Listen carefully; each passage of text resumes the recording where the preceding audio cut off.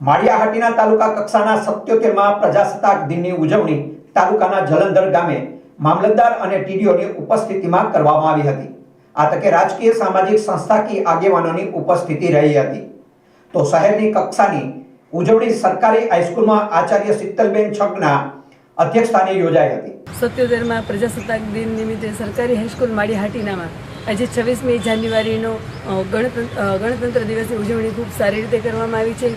ધ્વજવંદન કરવામાં આવ્યું છે અને સાથે સાંસ્કૃતિક કાર્યક્રમ રાખવામાં આવેલા છે, જેમાં જૂનાગઢથી પધારેલા રાષ્ટ્રીય શૈક્ષણિક સંઘના માધ્યમિક શાળાઓના પ્રમુખ શ્રી જયદેવભાઈ શિશાંગિયા, પૂર્વ સભાપતિ માળિયાહાટીના શ્રી હમીરસિંહભાઈ સિસોદિયા તેમજ અન્ય ગ્રામના અગ્રણીઓ હાજરી આપી તેને આ કાર્યક્રમને દીપાવ્યો હતો। તેમજ વર્ષ દરમિયાન જે વિદ્યાર્થીઓએ સારી રીતે પોતાની પ્રતિભાઓ પ્રસિદ્ધ કરેલી છે, પ્રદર્શિત કરેલી છે, તેમને પણ આજે સન્માનિત કરવામાં આવશે।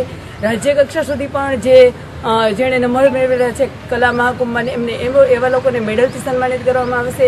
અને આ પ્રમાણે સરકારી હાઈસ્કૂલ માળિયાહાટીનામાં જે ઉજ્જવળ ભવિષ્ય માટે જે પોતાનો પ્રયત્ન કરી રહ્યા છે તેમને ખૂબ ખૂબ અભિનંદન આપી અને તેમને મોમેન્ટો આપી અને સન્માન કરવામાં આવશે। ગણતંત્ર દિવસની, પ્રજાસત્તાક દિવસની બધાને ખૂબ ખૂબ શુભેચ્છાઓ। Thank you. આ તકે સ્થાનિક રાજકીય અને વેપારી આગેવાનો ઉપસ્થિત રહ્યા હતા। બંને કાર્યક્રમોમાં ધ્વજવંદન અને સાંસ્કૃતિક કાર્યક્રમો સાથે દેશભક્તિભર્યા માહોલમાં ઉત્સાહભેર ઉજવણી કરવામાં આવી હતી। તાલુકામાં શ્રેષ્ઠ શિક્ષક તરીકે SIR તેમજ મેડિકલ સહિત શ્રેષ્ઠ કામગીરી કરનાર કર્મચારીઓનું સન્માન કરવામાં આવ્યું હતું। 77મા પ્રજાસત્તાક દિનની તાલુકા કક્ષાની ઉજવણી આજે જલંધર ગામે કરવામાં આવી।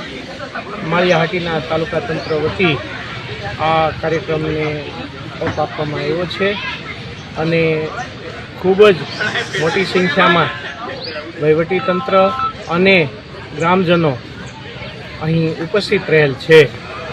રાષ્ટ્રીય પર્વની આ ઉજવણી આન બાન અને શાનથી કરવામાં આવી છે। આ તબક્કે રાજ્ય સરકારશ્રી તરફથી આ ગામને 5 લાખ રૂપિયાના વિકાસ કામો માટેનું અનુદાન આપવામાં આવ્યું છે। તેના ચેકની રેપ્લિકા પણ અર્પણ કરવામાં આવી છે।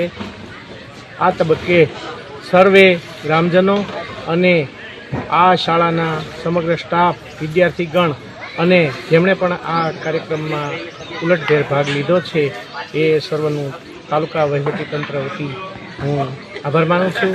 ખૂબ ખૂબ આભાર। Thank you.